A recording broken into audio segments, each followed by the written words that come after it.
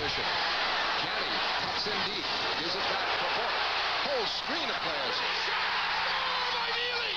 Neely from Bourque! A power play to tie it at 4! Les Bruins de Boston, par tradition, ne laissent personne indifférent. Quelques-uns les aiment, beaucoup les détestent. Et entre Montréal et Boston, c'est une vieille rivalité qui remonte très loin.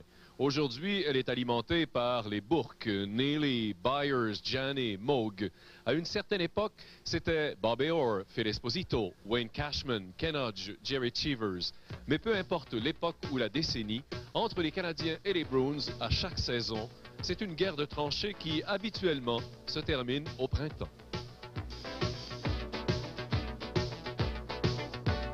De grands moments et de grands joueurs, tel est le bilan des années 70 pour les Bruins de Boston. 2 Coupes Stanley, 2 grandes finales contre les Canadiens, une décennie remplie de souvenirs, courtoisie des Big Bad Bruins. Quand on parlait des Bruins de Boston, on parlait de Bobby Orr, on parlait de Ken Hodge, on parlait de Wayne Cashman, on parlait de Phil Esposito. Alors moi j'arrive à 18 ans.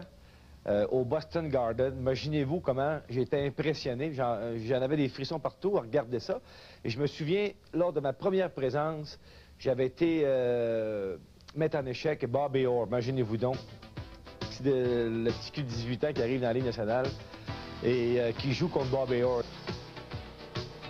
J'étais arrogant, même en dehors de la patinoire. Il arrivait avec un autre aspect plus, je pourrais dire, désinvolte dans le hockey. Tous les joueurs, tous les autres clubs avaient habits cravate et eux se promenaient, arrivaient dans les hôtels, col roulé, jeans, et puis finalement il y avait même l'allure en dehors de la patinoire qui était un peu Big Bad Bruins. Et avec les Bruins, on ne peut pas oublier des gars comme Bobby Orr, Phil Esposito, dans son domaine à lui, Derek Sanderson, qui était peut-être différent des autres. Et je pourrais la nommer ainsi de suite. C'est pour ça qu'il y avait une très bonne équipe et il était très respectable. Même sans avoir une équipe réputée pour son jeu robuste, les Canadiens de l'époque ont toujours fait face à la musique. 2 équipes talentueuses, les Bruins et les Canadiens, se sont livrés des guerres qui restent incrustées dans la mémoire. Le combat que j'ai eu, je pense qu'il y a quand même eu un tournant dans ma carrière ici à Montréal. C'était ce fameux combat de boxe entre Bob et Schmutz ici au Forum. Je me souviens, ça avait commencé autour du filet. On avait quand même fait du boxing shadow pendant à peu près 1 minute et demie.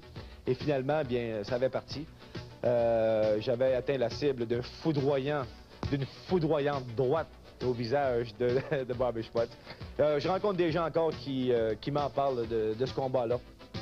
Vétéran de 12 saisons dans la Ligue nationale, dont 8 avec les Canadiens, Pierre Bouchard n'a pas oublié les Bruins et le Garden. Dernier match de la saison, j'avais marqué 2 buts contre les Bruins. Il y avait une certaine confiance. On est à Boston, première période qui est très longue. On embarque et puis finalement, avec 8 minutes de passer dans le match, je pense. Mais ça avait pris une demi-heure pour jouer ça, ces 8 minutes-là. Et finalement, les pieds gelés un peu. Je me suis fait geler aussi dans la situation avec Jonathan. Et puis ça s'est terminé. Le regret que j'ai, c'est de jamais avoir été capable de me prendre. En direct du Garden de Boston, c'est la soirée du hockey Molson à Radio-Canada.